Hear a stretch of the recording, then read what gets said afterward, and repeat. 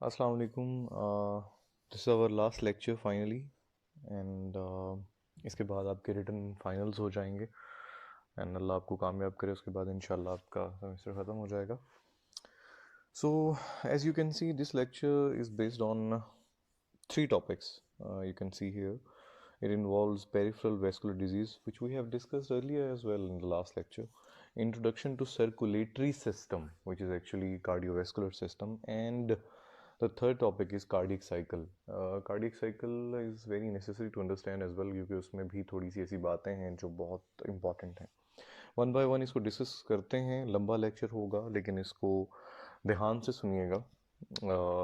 इस और इसको अंडरस्टैंड करने की पूरी पूरी कोशिश कीजिएगा, बार बार सुनिएगा, लेकिन इंशाल्लाह आपको समझ आ जाएगी, क्योंकि सिर्फ इंट्रोडक्शन है। कोई बहुत ज़्यादा डीप एक्सप्लेनेशंस नहीं है बीच में, इंट्रोडक्शन है, लेकिन इंट्रोडक्शन में भी काफ़ी कॉन्सेप्ट्स आएंगे। एंड आपको पता चल ही गया होगा, जिस तरह से मैं वाइवा लेता हूँ तो आपको पता चल जाना चाहिए अब वाइवा देने के बाद के कॉन्सेप्ट्स कितने इंपॉर्टेंट हैं। और जो आपका वाइवा होता है वो टोटली कॉन्सेप्ट बेस्ड होता है। और ना सिर्फ वाइवा, अब जब आपका रिटर्न आएगा तो उसके एमसीक्यूज भी कॉन्सेप्ट बेस्ड ही होंगे। ठीक है, सो फिर प्लीज़ उसको उसी तरह से ही पढ़िएगा जिस तरह से एग्ज़ाम आएगा आपको। सो एग्ज़ाम ओरिएंटेड पढ़िएगा।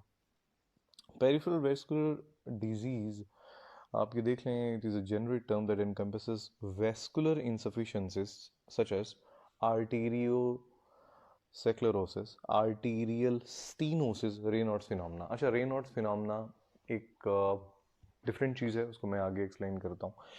It is also related to nervous system neuropathy and it is also related to temperature related neuropathy.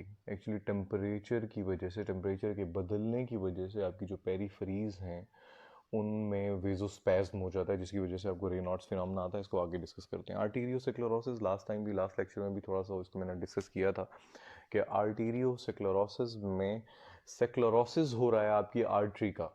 आपकी आर्टरी में कुछ ऐसी प्रॉब्लम हो रही है जिसकी वजह से उस आर्टरी में डैमेज हो रहा है, स्कारिंग हो रही है, और उसकी वजह से उस आर्टरी की जो पेटेंसी है, जो उसका डायमीटर है, वो रिड्यूस से रिड्यूस हो रहा है और कॉन्स्ट्रिक्शन हो रही है, जिसकी वजह से ब्लड फ्लो में प्रॉब्लम हो रहा है। आर्टीरियल स्टेनोसिस सिमिलरली किसी न किसी रीजन की वजह से वेजो कंस्ट्रिक्शन हो रही है और जो वेजल है वो स्टीनोज्ड हो रही है। ठीक है, सो फिर पेरिफेरल वैस्कुलर डिजीज जो है is commonly in the elderly. देखें, it commonly happens in elderly because उनमें हाइपरलिपिडीमिया के अफेक्ट्स जल्दी मैनिफेस्ट होते हैं। ठीक है, वाई? बिकॉज देखें, एक हार्ट है जो ऑलरेडी कॉम्प्रोमाइज्ड हो चुका होता है आफ्टर 60।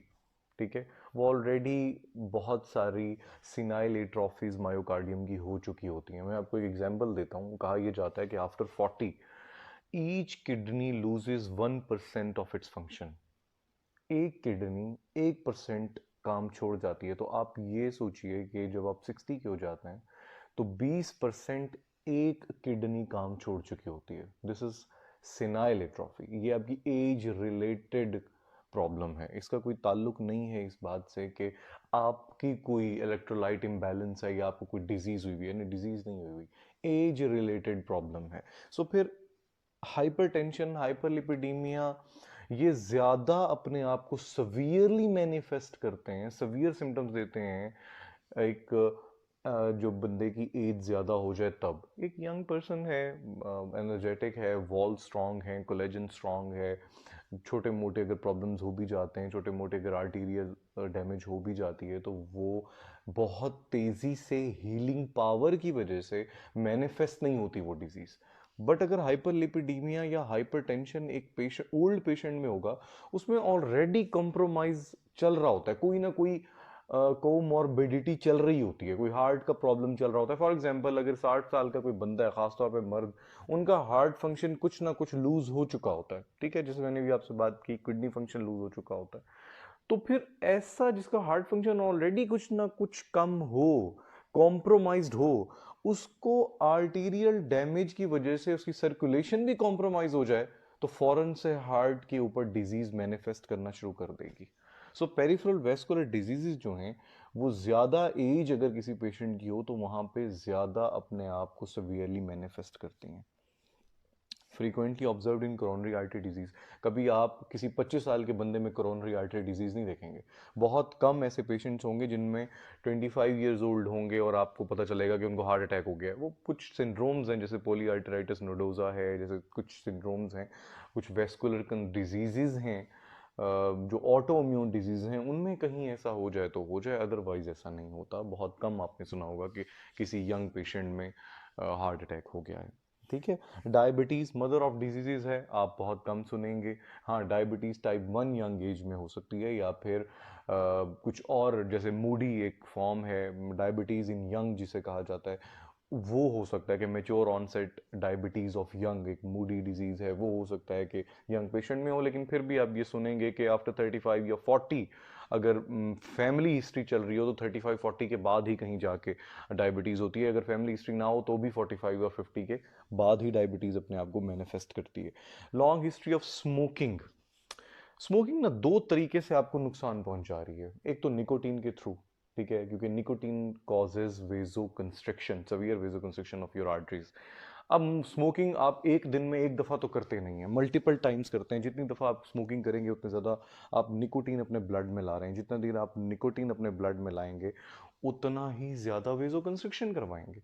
अब मुसलसल आपकी 30 साल की हिस्ट्री है स्मोकिंग की, मुसलसल आप वेजो कंस्ट्रक्शन करवा रहे हैं, तो आखिरकार तो आप स्कारिंग कर रहे हैं उस आर्टरी की। ठीक है, आखिरकार तो आप उसकी पेटेंसी को डैमेज कर रहे हैं, उसका डायमीटर को डैमेज कर रहे हैं। वो मुसलसल कंस्ट्रक्ट रहेगी, मुसलसल उसका कोलेजन जो है वो कंस्ट्रक्टेड रहेगा, प्रेशराइज्ड रहेगा। उसकी जो स्मूथ मसल्स हैं वो हमेशा प्रेशराइज्ड रहेंगे, वो हमेशा रिफ्लेक्स्ड रहेंगे। उनका जो प्रॉब्लम है आखिरकार वहां पे इंजरी होगी, फिर हीलिंग होगी, इंजरी हीलिंग हो के स्कारिंग हो जाएगी, और वो परमानेंटली ही वहां पे कंस्ट्रक्शन कॉज हो जाएगी। उसकी कंस्ट्रक्शन की वजह से फिर ऑब्वियसली डैमेज आएगा। एक और तरीके की वजह से भी, एक और फिनोमेना की वजह से भी स्मोकिंग आपको प्रॉब्लम क्रिएट करती है। खैर वो इससे रिलेटेड नहीं है, लेकिन वो एक एडिटिव प्रॉब्लम है। जैसे कि कार्बन मोनोऑक्साइड आप इनहेल करते हैं विद स्मोकिंग, और वो फिर ऑक्सीजन से कंपीट कर जाती है, और फिर जो 4 मॉलिक्यूल्स ऑक्सीजन के हीमोग्लोबिन को लगने थे वहां पे ऑक्सीजन से कंपीट करके कार्बन मोनोऑक्साइड वहां पे अटैच हो जाती है, और फिर कार्बन डाइऑक्साइड जो है वो तो चलो आपको वापस ले आएंगे, सेल्स वापस ले आएंगे टिश्यूज से, लेकिन ऑक्सीजन वहां तक नहीं लेके जा सकेंगे। कार्बन डाइऑक्साइड वापस तो ले आएंगे आपकी जो वेन्स हैं, बट आर्टरीज ब्लड में पूरी ऑक्सीजन नहीं पहुंचा पाएंगी। ठीक है, सो फिर जो आपका फिल्ट्रेशन सिस्टम है वो तो ठीक है, लेकिन ऑक्सीजनेशन सिस्टम खराब हो जाएगा, क्योंकि आपकी जो 4 मॉलिक्यूल्स ईच हीमोग्लोबिन ने लेके जाने थे, अब वो 4 में 2 ऑक्सीजन लेके जा रहा है और 2 कार्बन मोनोऑक्साइड लेके जा रहा है। तो कार्बन मोनोऑक्साइड तो उल्टा नुकसानदेह है, हमारे तो किसी काम की नहीं है। तो फिर ऑर्गन्स को दोनों तरीके से प्रॉब्लम हो रही है। एक, जिस विजरा फॉर एग्जांपल अगर रीनल आर्टरी सप्लाई कर रही है आपकी रीनल सिस्टम को, आपकी किडनी को, तो एक तो रीनल आर्टरी की कंस्ट्रक्शन हो रही है बिकॉज ऑफ निकोटीन, और फिर जो कंस्ट्रक्शन की बाद थोड़ा बहुत ब्लड पहुंच भी रहा है वो पूरी ऑक्सीजन भी नहीं पहुंचा पा रहा because of carbon monoxide. That's why भी पेरिफेरल वेस्कुलर डिजीज स्मोकिंग की वजह से एग्जेजरेट हो जाती है। रेनॉल्ड्स फिनोमेना क्या है? अच्छा, रेनॉल्ड्स फिनोमेना बल्कि आगे स्लाइड में देखते हैं, मैंने देखा था कि यहाँ पे उन्होंने थोड़ा बहुत डिस्कस किया हुआ है। एक तो यहाँ पे पढ़ लीजिए, discoloration of fingers at toes है more serious form of disease. क्या है प्रॉब्लम है आगे डिस्कस करते हैं। Constriction of small skin blood vessels, इसको एक दफ़ा देख लीजिए, आगे हम इसको डिस्कस करते हैं। Most common form of Raynaud's skin disorder, no underlying disease associated medical problem. तो फिर एक्चुअली प्रॉब्लम है क्या? प्रॉब्लम जो है वो ये है, यहाँ पे देख लें, exact causes are unknown, but मैं आपको बताता हूँ कि इसके एग्जैक्ट कॉजेज जो हैं वो हैं क्या। आपकी जो नर्व है वो सेंसिटिव हो जाती है to temperature. That's what we actually speculated कि ऐसे होता होगा कि जैसे ही आप कोल्ड में जाते हैं और आप ग्लव्स उतारते हैं, बहुत ज़्यादा ठंड होती है बाहर पे, और अगर आपने ग्लव्स पहने हो तो ठीक है, लेकिन आप ग्लव्स जैसे ही उतारेंगे, ऐसे लोग जिनको रेनॉल्ड्स फिनोमेना है, रेनॉल्ड्स फिनोमेना एक्चुअली बहुत सारे सिंड्रोम्स का हिस्सा भी है, जैसे स्क्लेरोडर्मा, मल्टीपल स्क्लेरोसिस, और कुछ ऐसी डिजीज हैं कि जिनकी वजह से ये हो सकता है। कुछ डिजीजेस का ये हिस्सा भी है और इटसेल्फ भी हो जाती है। तो इटसेल्फ जब होती है तो आप इंडिपेंडेंटली जब ये अपने आप को मैनिफेस्ट करती है तो ऐसे लोगों में ऐसे लोगों को सिम्टम्स ये आते हैं कि जैसे ही वो कोल्ड में जाते हैं और अपने ग्लव्स उतारते हैं या फिर जैसे ही वो ठंडे पानी में अपनी उंगलियों को डालेंगे तो उनकी उंगलियां एकदम सफ़ेद हो जाएंगी, उसके बाद ब्लू हो जाएंगी और फिर आखिर जैसे ही वो आप उनको वार्म करेंगे वो रेड हो जाएंगी। अव्वल तो ये होता है, किस वजह से होता है, एक तो नर्व सेंसिटिविटी है और दूसरा ये कहा जाता है कि नर्व कंट्रोल जब अल्टर होता है तो उसका जो डायमीटर नर्वस सिस्टम ने कंट्रोल किया हुआ था वो न्यूरोपैथिक हो जाता है। और जैसे वो न्यूरोपैथिक हो जाता है तो वो वेजोस्पैज्म हो जाता है वहाँ पे आर्टरीज और वेन्स का। अच्छा, उससे फिर होता क्या है, ये कलर चेंजेस क्यों आती हैं, यहाँ पे पढ़िए। Fingers can become white due to lack of blood flow. For example सबसे पहले वेजो कंस्ट्रिक्शन होगी, वेजो स्पैज्म हो गया क्योंकि एकदम टेम्परेचर ज्यादा हुआ, टेम्परेचर कम हुआ सॉरी। जैसे ही आप बाहर गए, विंटर में आप बाहर गए, एकदम ठंड थी, एकदम टेम्परेचर चेंज हुआ, ठीक है, उंगलियों का टेम्परेचर चेंज हुआ, उंगलियों का टेम्परेचर जैसे ही चेंज होगा उससे नर्व सेंसिटिव होंगी, नर्व सेंसिटिव होगी तो फौरन वो वेजो कंस्ट्रिक्शन करवा देंगी, वेजो स्पैज्म करवा देंगी। जैसे ही वेजो कंस्ट्रिक्शन होगी ब्लड सप्लाई आपकी फिंगर्स को कॉम्प्रोमाइज हो जाएगी। जैसे ही ब्लड सप्लाई आपकी फिंगर्स को कॉम्प्रोमाइज होगी वहां पे ब्लड पहुंच ही नहीं रहा, वो एकदम वाइट हो जाएंगी। फिर आहिस्ता आहिस्ता जब आप उनको वार्म करेंगे, ग्लव्स पहनेंगे, उनको वार्म करेंगे या गर्म पानी में डुबो देंगे या हीटर के आगे कर देंगे, कहीं किसी भी सोर्स से आप उनको वार्म करेंगे तो आहिस्ता आहिस्ता वो जो कंस्ट्रिक्शन है वो वापस आना शुरू होगी। हल्की सी कंस्ट्रिक्शन कम होगी तो ब्लड वापस आएगा। इनिशियली जब वापस आएगा तो आपकी फिंगर्स जो हैं वो ब्लू हो जाएंगी और जब पूरा ब्लड, पूरी डायलेशन ऑफ आर्टरीज के बाद वापस आ जाएगा तो वो फिर वापस रेड हो जाएंगी। ठीक है, सो फिर ये इस तरह रेनॉल्ड्स फिनोमेना में आपकी फिंगर्स का कलर बदलता है। ट्रीटमेंट देख लीजिए, वही स्मोकिंग नहीं करें, वार्म रखें, वाइब्रेशन के टूल्स को अवॉइड करें क्योंकि अगर वाइब्रेशन ज़्यादा कर रहे हैं वहाँ पे तो ऑलरेडी जो नर्व्स की वजह से सेंसिटिव हैं आपकी आर्टरीज और वेन्स के स्मूथ मसल्स वो और ज़्यादा सेंसिटिव हो जाएंगे क्योंकि आपने उनको बार बार वाइब्रेट अगर कर रहे हैं और वो स्मूथ मसल डैमेज हो रहे हैं तो एक ऑलरेडी उनका नर्व सेंसिटिविटी हुई हुई है वहाँ पे और आप ऊपर से और स्मूथ मसल डैमेज कर रहे हैं तो कंस्ट्रिक्शन की जो वल्नरेबिलिटी है वो इंक्रीज हो जाएगी। चलें जी, अब हम चलते हैं स्ट्रेट टू कार्डियोवैस्कुलर सिस्टम। अच्छा जी, कार्डियोवैस्कुलर सिस्टम में है क्या, आप ये देख लीजिए कि primary function of cardiovascular system is to pump blood. ठीक है, आपको पता है इस बात का, ठीक है, कि ब्लड जो है वो सारे का सारा पंप हो ही आपके हार्ट के थ्रू रहा है। कहाँ से रिसीव हो रहा है, आपको राइट साइड से रिसीव हो रहा है आपकी inferior and superior vena cava से और लेफ्ट हार्ट से वो आपके एओर्टा के थ्रू पूरी बॉडी में सप्लाई हो रहा है। ठीक है, अच्छा।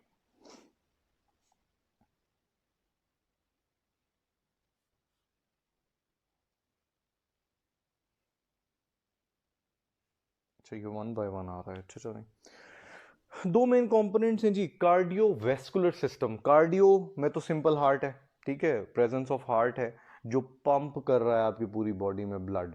ठीक है, कितना कर रहा है जी, लिखा हुआ है, उन्होंने आपको इन्फॉर्मेशन दी हुई है, 7,000 litres of blood every day beats 2.5 billion times in a life time because it beats around 72 times per minute, right. तो एक बीट हम अगर उसको कंसिडर करें तो 0.8 सेकेंड या पता नहीं 0.7 सेकेंड जितने में एक टाइम बीट करता है।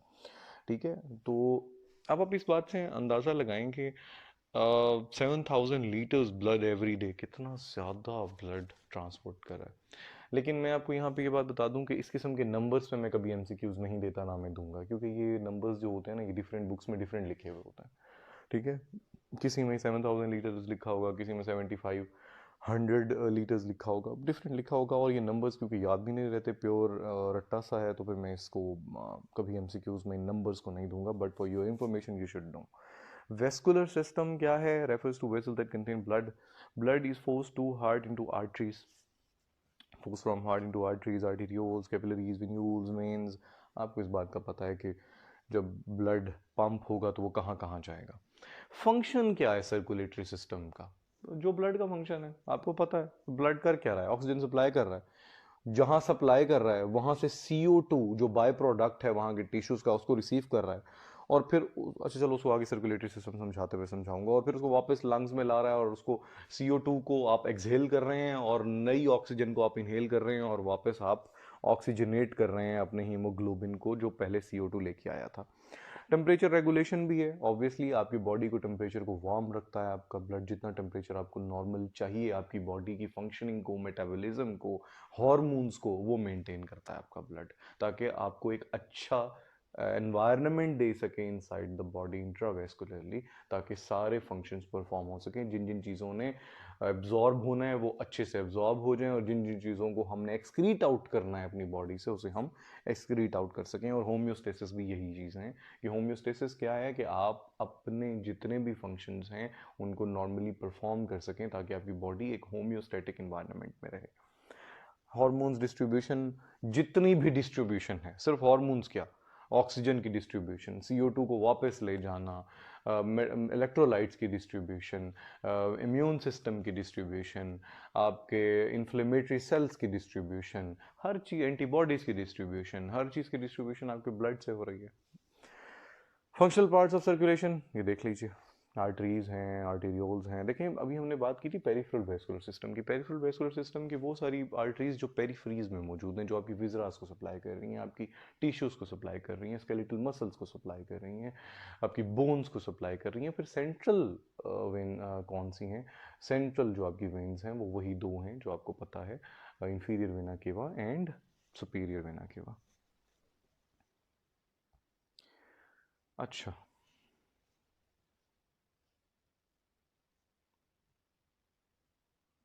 ये देख लीजिए जी कि दो सर्किट्स हैं जी आपकी कार्डियोवैस्कुलर सिस्टम के। ये कोई इतनी इंपॉर्टेंट बात नहीं है, बहुत कम जगहों पे ये लिखी होगी, लेकिन बिकॉज आपका इनिशियल लेवल है तो फिर उन्होंने आपको याद करवाने के लिए उसको और आसानी से क्लासिफाई कर दिया है, और ज़्यादा क्लासिफाई किया ताकि आपको याद रहे। एक तो पल्मोनरी सर्किट है। पल्मोनरी सर्किट क्या है कि पल्मोनरी सर्किट जो है वो रिसीव करता है डी ऑक्सीजनेटेड ब्लड को लंग्स में, ठीक है, और फिर ऑक्सीजन को हीमोग्लोबिन के साथ जोड़ देता है, और उसके ऊपर जो कार्बन डाइऑक्साइड लग के आई थी from all over your tissues, from superior inferior vena cava, जो राइट हार्ट ने रिसीव किया था ब्लड, उस सारे ब्लड को जो राइट हार्ट में आपके पेरिफेरी से आ रहा है, ब्रेन से आ रहा है, और आपकी पूरी बॉडी से आ रहा है, आपकी टांगों से आ रहा है, आपके पैरों से आ रहा है, और आपके सारी सर्कुलेटरी विजरल सिस्टम से जो ब्लड आ रहा है, जो राइट हार्ट में आ रहा है, वो सारे का सारा ब्लड कौन सा ब्लड होगा जो वेन्स में आ रहा होगा? डीऑक्सीजनेटेड होगा। डीऑक्सीजनेटेड मतलब क्या है कि वो CO2 लेके आ रहा है। क्यों लेके आ रहा है? ताकि वो CO2 आपके लंग्स में फेंके, अनलोड करे, और आप उस CO2 को एक्सहेल करके बॉडी से बाहर निकालें, और इनहेल करके नई ऑक्सीजन दें अपनी बॉडी को, अपने लंग्स को, और वो जो CO2 हमने अनलोड की थी उसकी जगह हम ऑक्सीजन को लोड करके वो अपने रेड ब्लड सेल को तैयार करें और लेफ्ट हार्ट को भेजें, ताकि लेफ्ट हार्ट जो है उसको आपकी बॉडी में सप्लाई कर दे। तो पल्मोनरी सर्किट क्या है? पल्मोनरी सर्किट का एक काम है, वो रिसीव करेगा deoxygenated blood from your right heart, उससे CO2 अनलोड करेगा, नई ऑक्सीजन को लोड करेगा, सेल को तैयार करेगा, लेफ्ट हार्ट को देगा, लेफ्ट हार्ट अयोर्टा में फेंकेगा, और पूरी आर्टरीज के थ्रू आपकी पूरी बॉडी में डिस्ट्रीब्यूट कर देगा।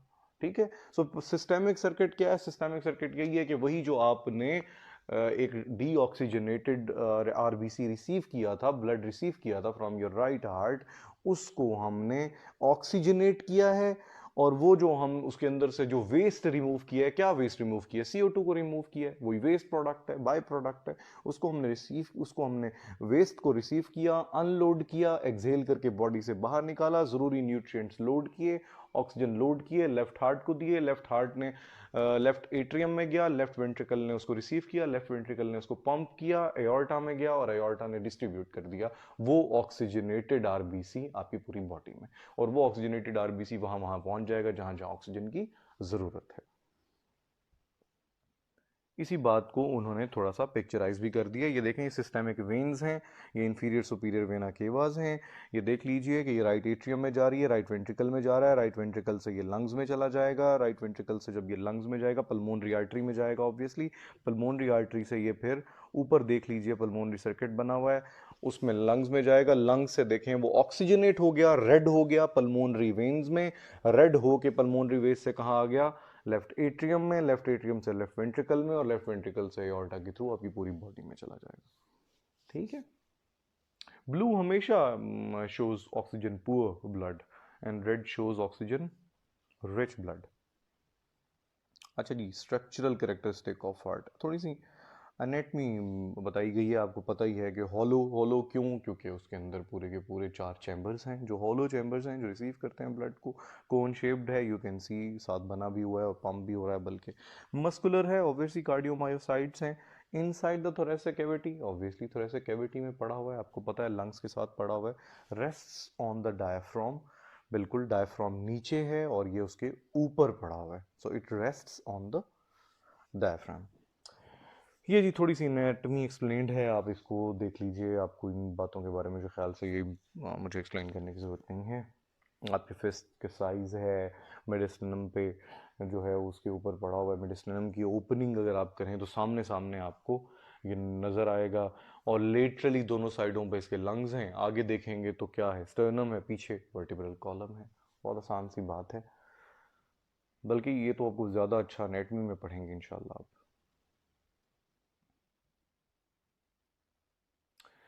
कवरिंग्स ऑफ द हार्ट, अच्छा यहाँ पे थोड़ा सा ना, उसकी कवरिंग सिर्फ हार्ट की नहीं होती, ये जो पेरिकार्डियम कवरिंग्स हैं, हर विजरा की अपनी अपनी कवरिंग है।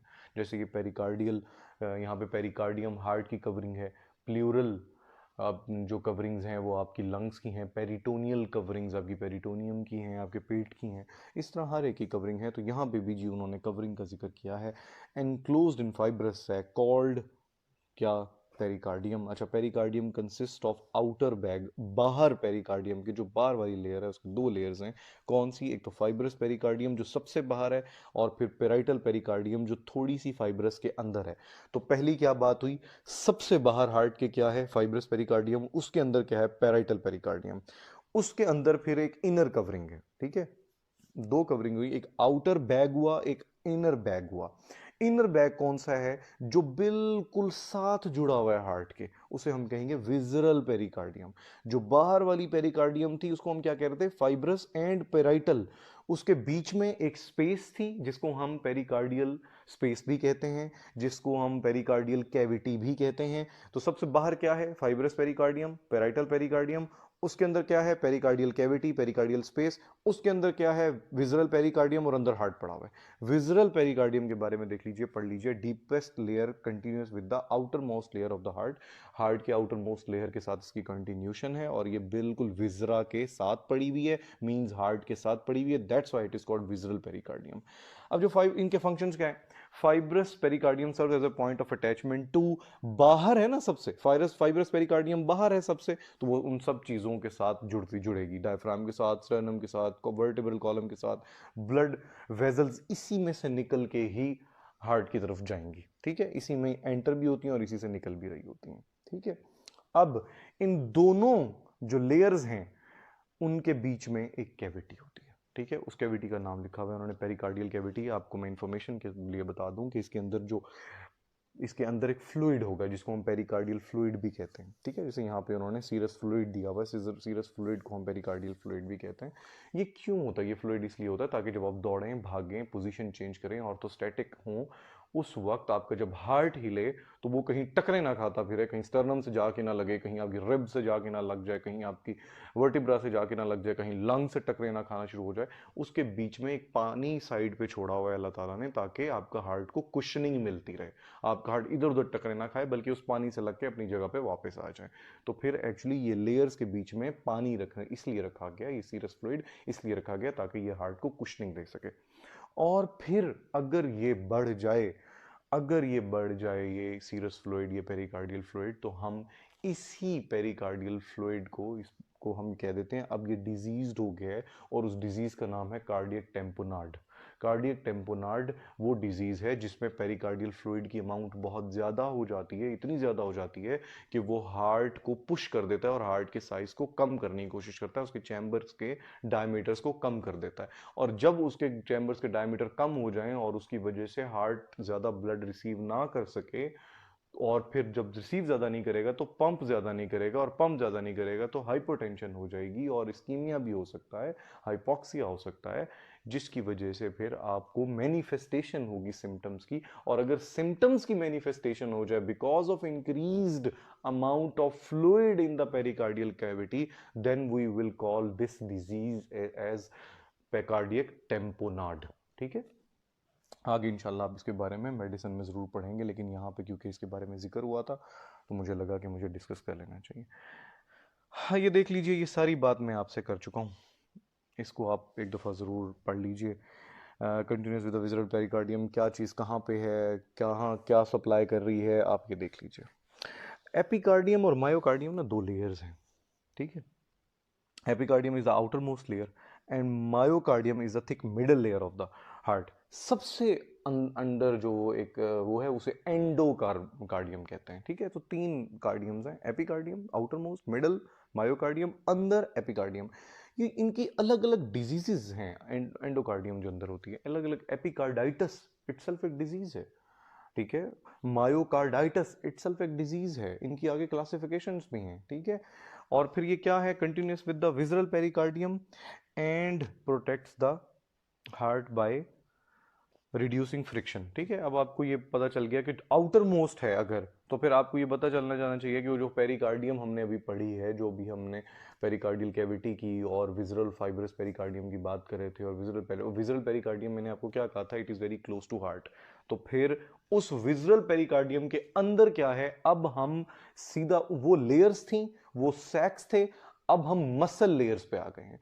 तो सबसे आउटर मोस्ट मसल लेयर जो इन कनेक्शन है सबसे इनर सैक के साथ, विच वाज, क्या नाम भी हमने पढ़ा, विजरल पेरिकार्डियम। तो एपिकार्डियम जो है वो आपके कंटिन्यू हुई होती है आपकी विजरल पेरिकार्डियम के साथ, और ये फिर विजरल पेरिकार्डियम के साथ मिलके आपकी हार्ट को कंफर्ट देती है, आपकी हार्ट को प्रोटेक्ट करती है, ठीक है। किसी भी मैकेनिकल चोट से, कोई भी मैकेनिकल फॉल्ट हो जाए, कोई ऑर्गेनिक डिजीज हो, कोई कोई हिट लगे बाहर से, कोई भी स्प्लैशिंग डिजीज़ हो जिसकी वजह से आपको डायरेक्ट हिट हो, उसकी उससे बचाने के लिए, उसको कुशनिंग को प्रोटेक्ट करने के लिए, उस कुशनिंग को रीइंफोर्स करने के लिए आपको एपिकार्डियम भी काम करती है आपकी विज़रल पेरिकार्डियम के साथ। आप इसको एनाटॉमी में जब पढ़ेंगे और आप डायग्रामेटिकली जब इसको पढ़ेंगे तो आपको ये ज़्यादा आसान लगेगी बजाय इसके जैसे मैं आपको वर्बली बता रहा हूँ। कंपोज्ड ऑफ सीरस, अब ये किसी कंपोजिशन क्या है, ये सारी हिस्टोलॉजी एक्सप्लेन है, इसको एक दफ़ा पढ़ लीजिएगा। Myocardium is the thick middle layer of the heart muscle, ठीक है, compose primarily of cardiac muscle tissue use to pump blood out of the heart chambers. अब मायोकार्डियम और एंडो, तो एपिकार्डियम जो है उसमें प्रीडोमिनेंटली एडिपोज टिश्यूज हैं और कम कार्डियक मायोसाइट्स हैं, ठीक है। लेकिन ऐसा नहीं है कि इसमें मायोसाइट्स नहीं है, इसमें मायोसाइट्स डेफिनेटली प्रेजेंट हैं। तो मायोकार्डियम जो है वो भी कार्डियक मसल टिश्यू की बनी हुई है, लेकिन इसमें प्रीडोमिनेंटली कार्डियक मसल टिश्यू है। मायोकार्डियम और एपिकार्डियम की जो हिस्टोलॉजिकली जो है ये डिफरेंस है, ठीक है। और मायोकार्डियम का जो काम है मैंने अभी आपसे पहले भी डिस्कस किया, एपिकार्डियम का काम ज़्यादा कुशनिंग एंड प्रोटेक्शन से होगा, एंड मायोकार्डियम का काम ज़्यादा से ज़्यादा कॉन्ट्रैक्शन से होगा, और वो ब्लड को हार्ट से बाहर पंप करने में हार्ट की मदद करेगा, ठीक है। क्योंकि उसका काम कॉन्ट्रैक्टिलिटी है, क्योंकि उसने मुसलसल कॉन्ट्रैक्शन करनी है, मुसलसल फंक्शन करना है, मुसलसल काम करना है। तो उसके लिए फिर क्या होगा, it needs oxygen, good supply of oxygen and sugar as well. Endocardium की भी मैंने आपसे बात की थी। अब एंडोकार्डियम की बात देख लें कि एपिथेलियम और कनेक्टिव टिश्यू का बना हुआ है और इलास्टिक एंड कोलेजनस फाइबर्स का बना हुआ है। इलास्टिक एंड कोलेजनस फाइबर्स की क्यों ज़रूरत है, बिकॉज इसे हर वक्त स्ट्रेच होना है, इसे हर वक्त रिलैक्स होना है, कॉन्ट्रैक्शन होनी है, रिलैक्सेशन होनी है, कॉन्ट्रैक्शन होनी है। तो उसकी वजह से इसमें predominantly elastic and collagenous fibres हैं। तो इन चीज़ को याद रखिएगा कि एंडोकार्डियम में प्रीडोमिनेंटली क्या है, कनेक्टिव टिश्यू है that contains elastic and collagenous fibres. Myocardium में क्या है प्रीडोमिनेंटली, उसमें मसल टिश्यूज हैं which needs good supply of oxygen and sugar as well. और जो एपिकार्डियम है उसमें देख लीजिएगा प्रीडोमिनेंटली एडिपोज टिश्यू है। तो ये तीन डिफरेंसेस हैं तीनों मसल लेयर्स में, दोनों मसल लेयर्स की कॉम्पोजिशन में, जो आपको पता होना बहुत ज़रूरी है, और एमसीक्यू भी इस पे आ सकता है, ठीक है। परकंजी फाइबर्स क्या चीज़ है, परकंजी फाइबर्स वो फाइबर्स हैं जो ट्रांसमिशन ऑफ करंट में इनसाइड द हार्ट हेल्प करते हैं हार्ट की, ठीक है। जैसे ही एसए नोड से करंट आता है और एसए नोड से जब वो एवी नोड पे आता है और एवी नोड से बंडल ऑफ हिज में आता है और बंडल ऑफ हिज से right and left bundle branches में आता है और right and left bundle branches से फिर वो परकंजी फाइबर्स को जाता है और फिर परकंजी फाइबर्स बहुत ही स्ट्रांगली एंड बहुत ही फोर्सफुली कॉन्ट्रैक्शन करवाते हैं बहुत वेंट्रिकल्स की इन ए सिंक्रोनाइज्ड मैनर। ठीक है। अच्छा जी, हार्ट चैम्बर्स की बात करते हैं। हार्ट चैम्बर 4 होलो चैम्बर्स हैं, मेरे ख्याल से आपके एफएससी में पढ़ के आए होंगे। दो एट्रिया हैं, दो वेंट्रिकल्स हैं, thin walls and receive blood returning to the heart.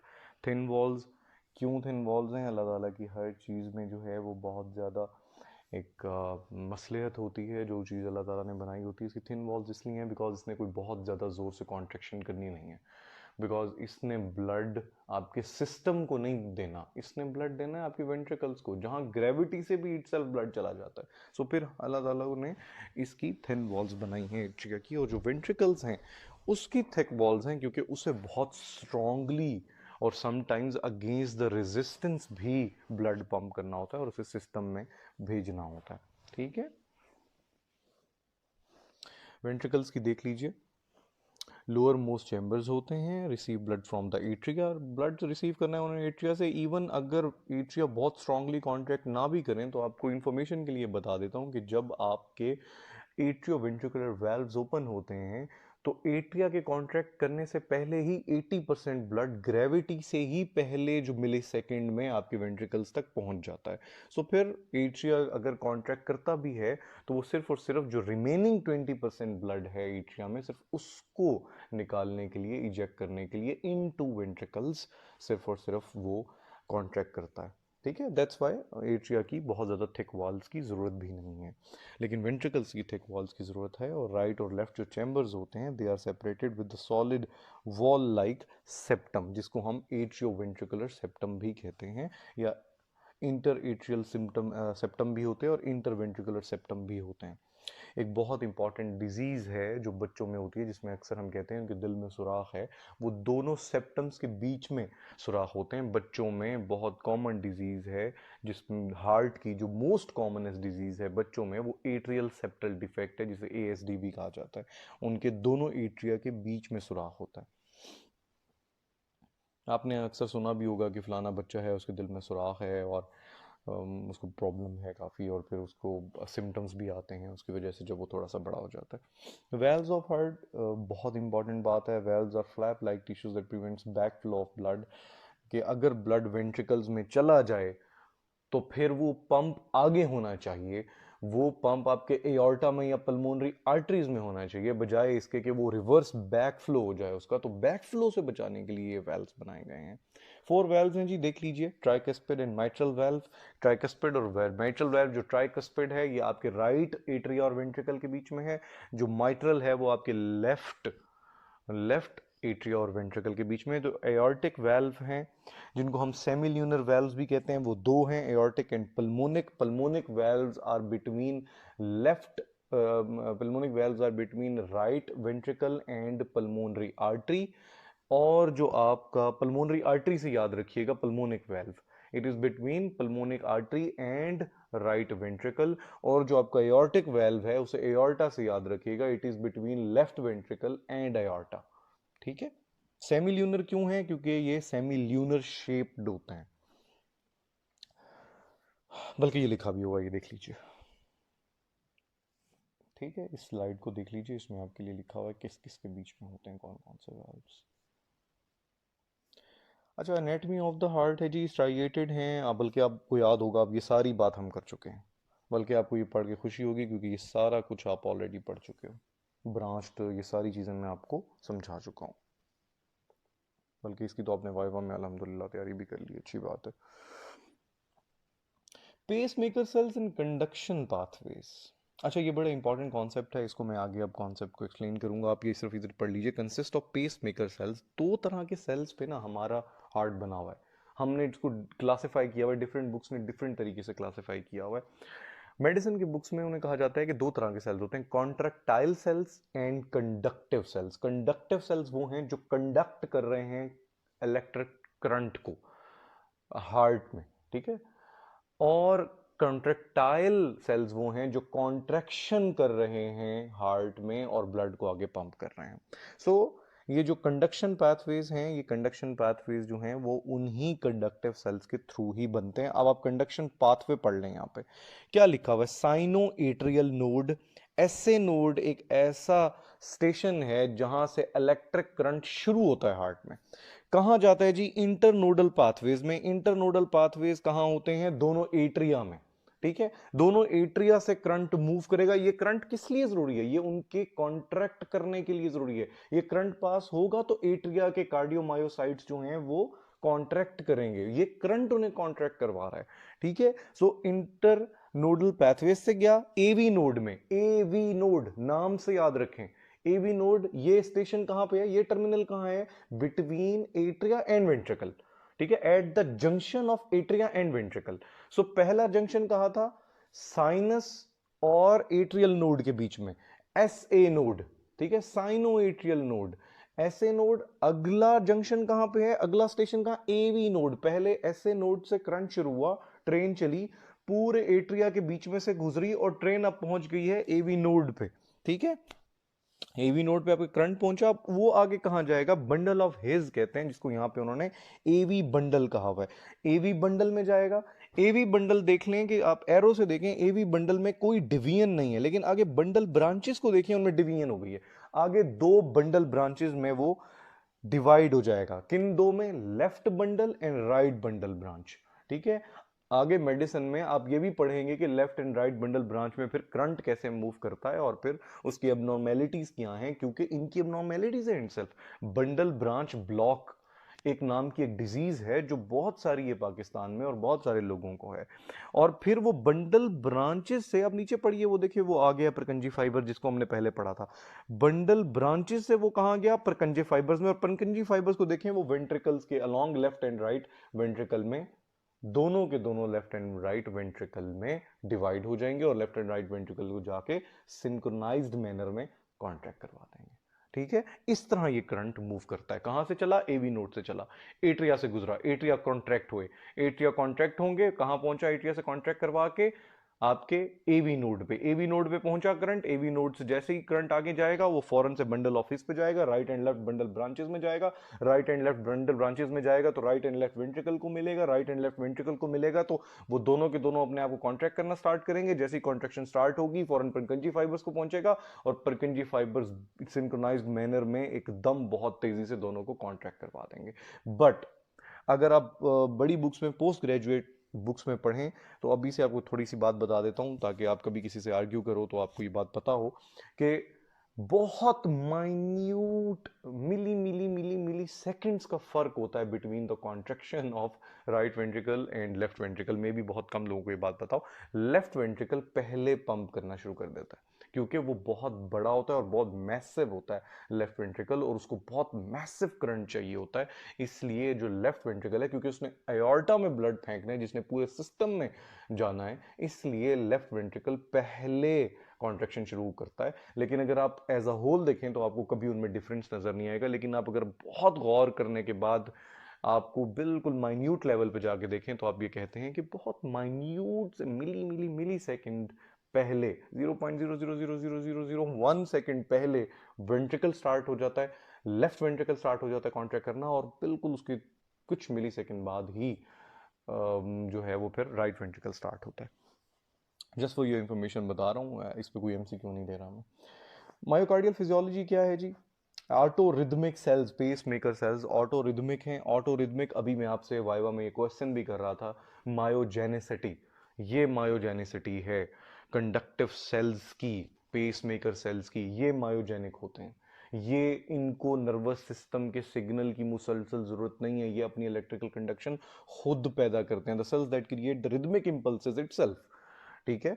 Setting the pace for blood pumping are called pacemaker cells, जिनको मैं अभी थोड़ी देर पहले कंडक्टिव सेल्स कह रहा था, because they conduct electric current across the heart, ठीक है। और यही इलेक्ट्रिक करंट ही तो है जो फिर ईसीजी पे हम देखते हैं, वो हम लगा देते हैं सारे के सारे, जो हम जब सारे के सारे ईसीजी के लिए इलेक्ट्रोड्स लगा देते हैं, जब हम चेस्ट लीड्स लगा देते हैं, हम लिम्ब लीड्स लगा देते हैं, और जब हम ईसीजी लेते हैं, वो ईसीजी पे जो लाइनें बन के आती हैं, इसी इलेक्ट्रिक करंट की तो लाइनें होती हैं, and they directly control the heart rate. क्योंकि जितनी देर ये करंट फेंकेंगे उतनी ही कॉन्ट्रैक्शन होगी, और जितनी कॉन्ट्रैक्शन होगी उतनी बीट्स होंगी, और जितनी बीट्स होंगी उसी को हम हार्ट रेट कहेंगे। The concentration of pacemaker cells in SA node is the natural pacemaker and the result rhythm is a sinus rhythm, ठीक है, बिकॉज वो नेचुरल पेसमेकर है इसलिए उसको हम साइनस कहते हैं, ठीक है, क्योंकि वो नेचुरल पेसमेकर है। और नेचुरल पेसमेकर का क्या मतलब है, क्योंकि ये ऑटोजेनिक है, मायोजेनिक है, इनको मुसलसल न्यूरोलॉजिकल इंपल्सेस नहीं चाहिए, नर्व इंपल्सेस नहीं चाहिए। The key to the rhythmic firing of pacemaker cells is that unlike other neurons in the body, these cells will slowly depolarize by themselves. ये क्वेश्चन था, मायोजेनिसिटी ये है, and do not need any outside innovation from the autonomic nervous system to fire action potentials, ठीक है, action potential generate करने के लिए उनको आउटसाइड इंपल्सेस की जरूरत नहीं है। अच्छा जी, ये अब जो है आपको थोड़ा सा मैं अब ये समझा दूं, क्योंकि ये थोड़ी सी ये कॉन्सेप्चुअल चीज है, और उसको जरा गौर से सुनिएगा, ठीक है। ऑटो रिदमिसिटी होती क्यों है, अब हम किन सेल्स की बात कर रहे हैं, हम कंडक्टिव सेल्स की बात कर रहे हैं, ठीक है, हम कॉन्ट्रेक्टाइल सेल्स की बात नहीं कर रहे। अच्छा जी, ये जो कंडक्टिव सेल्स हैं ये करते क्या हैं, slow leakage of potassium out of faster leakage sodium इन, ठीक है, काजेस स्लो डीपोलराइजेशन। सबसे पहले तो पोटेशियम बाहर जा रहा है, ठीक है, 2-3 सोडियम अंदर आ रहे हैं, जब सोडियम अंदर आएंगे तो फिर क्या होगा, आपने पहले ये पढ़ चुके हो कि सोडियम अंदर आती है तो डीपोलराइजेशन स्टार्ट होती है। जो डीपोलराइजेशन स्टार्ट होती है, मैं आपको ना थोड़ा सा डिफरेंट तरीके से इसको एक्सप्लेन करता हूँ, क्योंकि यहाँ पे ना उन्होंने बहुत थोड़ा एक्सप्लेन किया हुआ है, जिसकी वजह से ना आपको बात ही समझ नहीं आएगी कि इन्होंने एक्चुअली कहने की कोशिश क्या की है। होता क्या है, होता यह है कि एक्शन पोटेंशियल जो है ना, वो दोनों जो कार्डियोमायोसाइट्स हैं, कंडक्टिव एंड कंडक्टिव, इनका एक्शन पोटेंशियल डिफरेंट है। जब सोडियम और पोटाशियम जो है, इनका बहुत एसेंशियल रोल है इसमें। किस तरह है, मैं आपको एक्सप्लेन करता हूं। जो रेस्टिंग मेम्ब्रेन पोटेंशियल है ना, आरएमपी है कंडक्टिव कार्डियोमायोसाइट्स का, वो -60 है।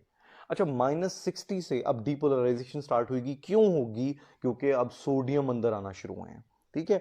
अच्छा, ये पोटाशियम की जो इन्होंने बात की है कि पोटाशियम आउट होंगे, लीकेज होगी, वो बहुत स्लो होगी, ठीक है, लेकिन सोडियम इतना स्लोली नहीं आएगा, वो थोड़ा सा जल्दी अंदर आएगा। तो पोटाशियम के बाहर जाना स्लोली है, सोडियम का अंदर आना जरूर जरा जल्दी है। इसकी वजह से डीपोलराइजेशन स्टार्ट हो जाएगी, बिकॉज इनसाइड पॉजिटिविटी जनरेट होना शुरू हो जाएगी।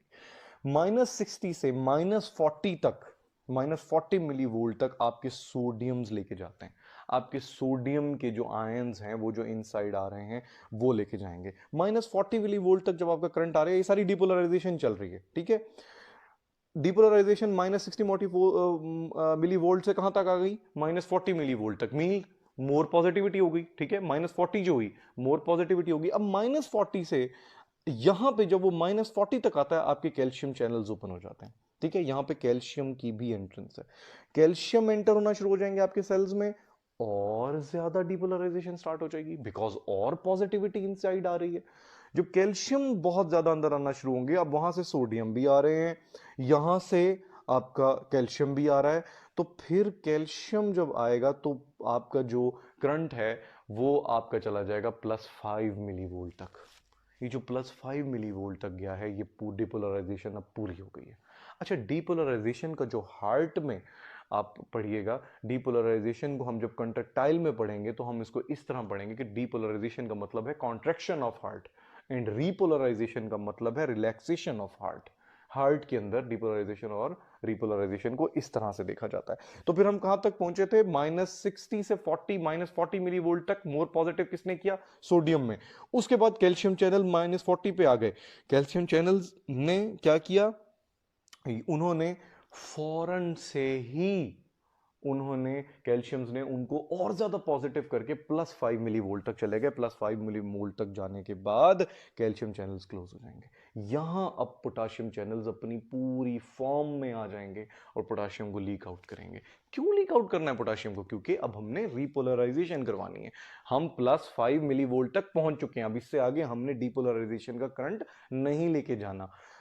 फिर वहां पे पोटाशियम चैनल्स आए, पोटाशियम चैनल्स ने क्या किया, पोटाशियम चैनल्स अब बाहर निकलना शुरू हो जाएंगे तेजी से, तेजी से, पहले स्लो थे अब तेज हो जाएंगे। पोटाशियम चैनल जब तेजी से बाहर निकलना शुरू कर देंगे तो क्या होगा, अंदर की पॉजिटिविटी सारी बाहर जाना शुरू हो जाएगी और अंदर नेगेटिव करंट जनरेट होना शुरू हो जाएगा, और +5 से वो नेगेटिव करंट -60 तक आपके पोटाशियम का आउटफ्लक्स लेके जाएगा। पोटाशियम जाता जाएगा और -60 मिली वोल्ट तक जाके आपका पोटेंशियल जनरेट हो जाएगा, आपका स्टेबल रेस्टिंग पोटेंशियल जनरेट हो जाएगा। मैं आपको यहां पे एक और बात बता देता हूं, इसमें ये जो मैं रेस्टिंग पोटेंशियल बार बार कहे जा रहा हूं, ये आपको समझाने के लिए कह रहा हूं। एक्चुअली बेसिकली कंडक्टिव सेल्स में कभी रेस्टिंग मेम्ब्रेन पोटेंशियल नहीं होता। क्यों नहीं होता?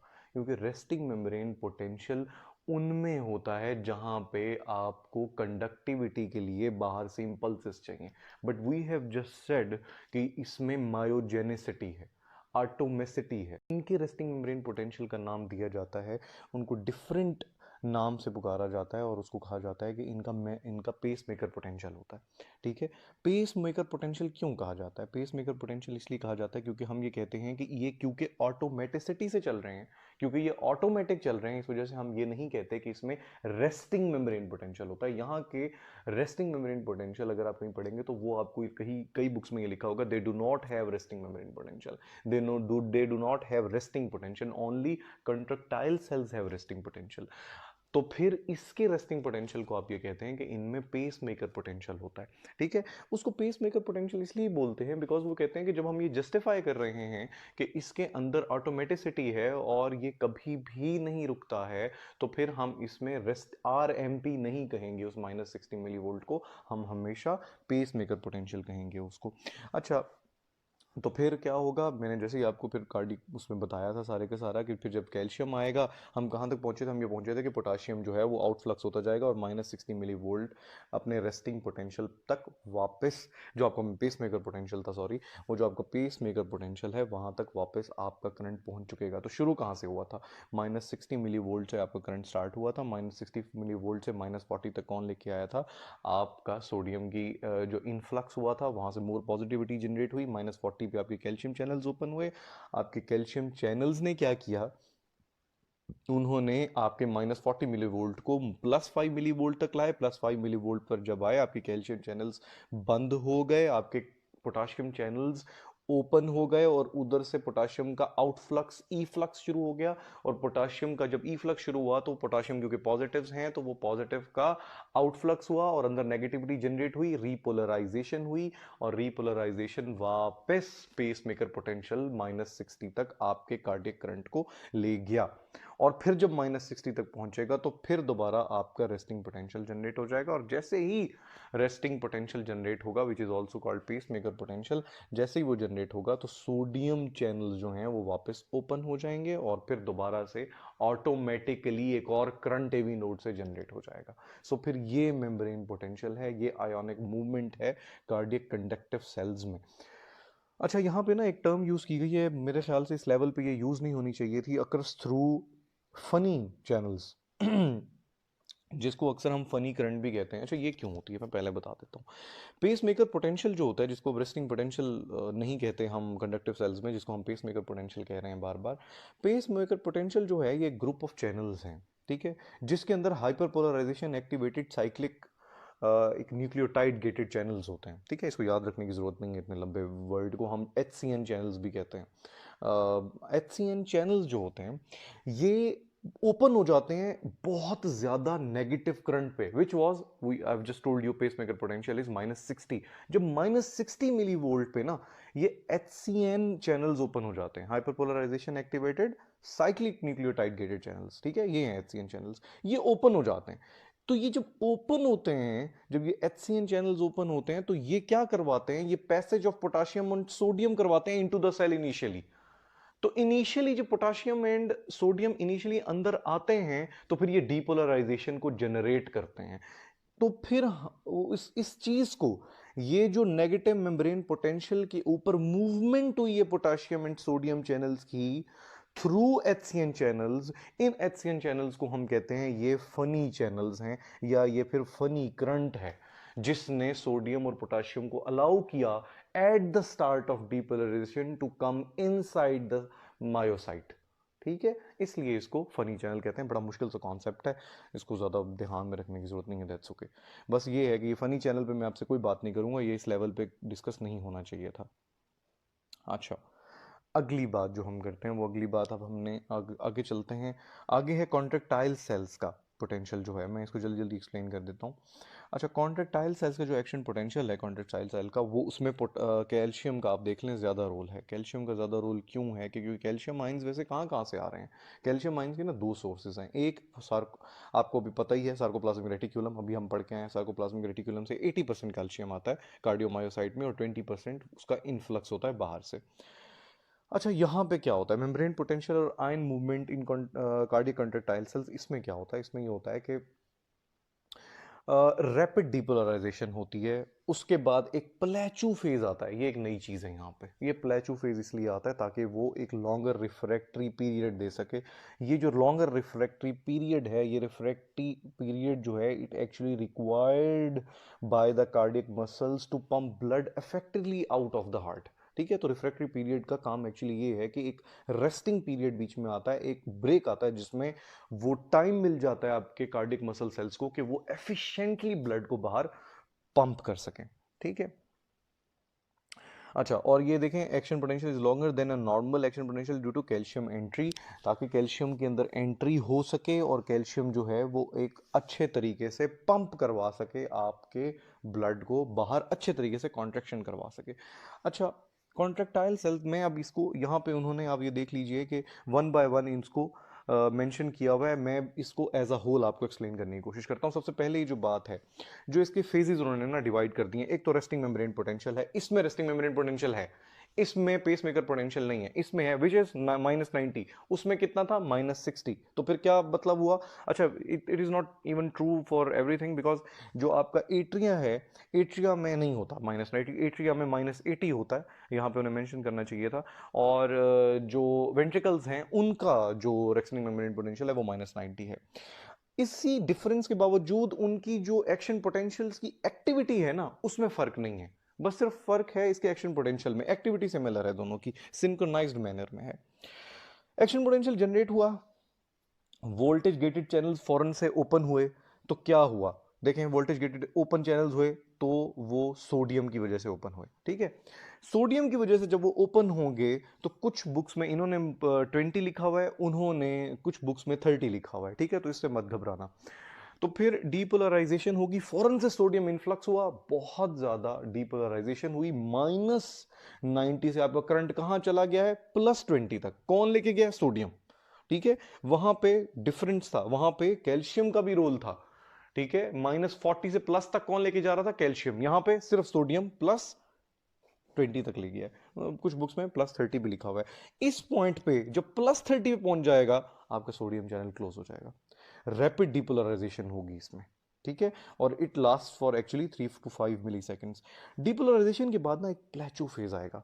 इस प्लेचू फेज में एक रेस्टिंग सा फेज होगा, इसमें थोड़ा सा टाइम हम देंगे वेंट्रिकल को कि थोड़ा सा जो ब्लड बीच में बच भी गया ना, उसको भी निकालो, जल्दी जल्दी से निकालो। ठीक है। अच्छा, उस प्लेचू फेज में क्या होगा? उस प्लेचू फेज, ये आता कैसे है? ये आता इस तरह है कि यहां पे एक आइसो कॉन्ट्रैक्ट जनरेट हो जाता है। Iso contract current, iso current generate हो जाता है। वो आइसो करंट इस तरह जनरेट होता है कि जितने कैल्शियम्स अंदर आ रहे होते हैं, उतने ही ऑलमोस्ट पोटाशियम्स बाहर जा रहे होते हैं। ठीक है, अब वो इसका क्या मतलब है? उसका मतलब ये है कि इस टाइम पे करंट जो है वो सिमिलर हो जाता है, इसलिए कोई भी एक्टिविटी नहीं होती, ना रिलैक्सेशन ना प्रॉपर कॉन्ट्रैक्शन, दोनों चीजें बिल्कुल आइसोवॉल्यूमिक से हुई हुई होती हैं। तो उस क्यों होती हैं? इस वजह से क्योंकि कैल्शियम का इनसाइड इनफ्लक्स और पोटाशियम का आउटफ्लक्स तकरीबन जो है वो एक जितना हो जाता है। और इस प्लेचू को हम ये प्लेचू जो फेज हो, इस फेज को हम प्लेचू फेज कहते हैं, और ये 175 मिली सेकेंड्स तक चलता है। आपकी इंफॉर्मेशन के लिए बता रहा हूं। फिर जब मेम्ब्रेन पोटेंशियल, अब हो क्या रहा है? अब ये देख रहे हो कि कैल्शियम जो है वो अंदर आ रहा है, पोटाशियम बाहर जा रहा है। अब जब पोटाशियम बार बार बाहर जा रहा है और कैल्शियम अंदर आ रहा है, इसकी वजह से आपका जो मेम्ब्रेन पोटेंशियल होगा वो जीरो पे चला जाएगा। ठीक है, जो +20 तक चला गया था वो अब वापस जीरो पे आ जाएगा। Plateau phase voltage gated calcium channels are fully open starting during initial depolarization. अब रिपोलराइजेशन स्टार्ट हो जाएगी। रिपोलराइजेशन कैसे स्टार्ट होगी? कैल्शियम चैनल क्लोज हो गए, अंदर आ नहीं रहे, पोटाशियम परमिएबिलिटी इंक्रीज हो गई, वो जो स्लोअर पोटाशियम चैनल्स थे उनकी परमिएबिलिटी हमने इंक्रीज कर दिया और वो तेजी से अब बाहर जा रहे हैं। अब जब पोटाशियम तेजी से बाहर जाएगा तो फिर क्या होगा? पोटाशियम तेजी से बाहर जाएगा तो अंदर नेगेटिविटी जनरेट होना शुरू हो जाएगी। दैट मीन्स अंदर रिपोलराइजेशन स्टार्ट हो गई है। ठीक है, ये तो तकरीबन वही हुआ जो कंडक्टिव में हो रहा था। ठीक है, कॉजिंग अ क्विक रिपोलराइजेशन। इसको हम रिवाइज करते हैं तेजी से। हुआ क्या? पहले रेस्टिंग मेम्ब्रेन पोटेंशियल था विच वाज -90 मिलीवोल्ट। डीपोलराइजेशन थी। डीपोलराइजेशन में क्या था? ड्यू टू गैप जंक्शंस और कंडक्टिव फाइबर एक्शन हुआ। आपने पढ़ा ही होगा, हमने अभी पढ़ा है सिंगल यूनिट में कि उसमें गैप जंक्शंस के थ्रू करंट जाता है स्मूथ मसल्स में। Voltage gated sodium channels open हुए, उन्होंने -90 मिलीवोल्ट से +20 मिलीवोल्ट तक डीपोलराइज किया आपके करंट को और प्रॉपर कॉन्ट्रेक्शन करवाई। उसके बाद एक टेम्पोरेरी रिपोलराइजेशन हुई बिकॉज पोटाशियम चैनल ओपन हो गए। पोटाशियम चैनल ओपन हो गए और वो करंट को बाहर लेके जा रहे हैं और अंदर नेगेटिविटी जनरेट हो रही है। उस नेगेटिविटी को नलिफाई करने के लिए, उसको न्यूट्रल करने के लिए फौरन से कैल्शियम चैनल ऊपर हो जाएंगे और कैल्शियम अंदर आ जाएंगे। वो जो करंट नेगेटिव हो रहा था because of efflux of potassium, अब वो न्यूट्रल हो गया because of influx of calcium. और इस टाइम जब कैल्शियम अंदर आ रहा है और पोटाशियम बाहर जा रहा है, एकदम आइसोवोल्यूमिक करंट जनरेट होगा। ठीक है, वो जो सेम करंट होगा, बिल्कुल सेम आयंस, उतने ही आयंस बाहर जा रहे होंगे जितने आयंस अंदर आ रहे होंगे। उसकी वजह से एक प्लेचू फेज जनरेट होगा। उस प्लेचू फेज जनरेट होने के बाद कैल्शियम बंद हो जाएंगे, कैल्शियम अंदर नहीं आएंगे, लेकिन पोटाशियम बाहर एफिशिएंटली जाते रहेंगे। पोटाशियम बाहर जाते रहेंगे तो फिर जब पॉजिटिव बाहर जा रहा है, पॉजिटिव बाहर जा रहा है तो अंदर नेगेटिविटी जनरेट हो जाएगी विच इज रिपोलराइजेशन। आपको सुनने में ये बड़ा मुश्किल लग रहा होगा, लेकिन आप इसको बार बार प्लीज सुनिएगा, बार बार प्लीज सुनिएगा और इंशाल्लाह आपको समझ आ जाएगी। पाथ ऑफ ब्लड, ये जनाब आपको पता ही है पाथ ऑफ ब्लड क्या है, ये आपको सारे का सारा पता ही है, कहाँ से क्या जा रहा है, बल्कि मैं आपको एक्सप्लेन कर भी चुका हूँ।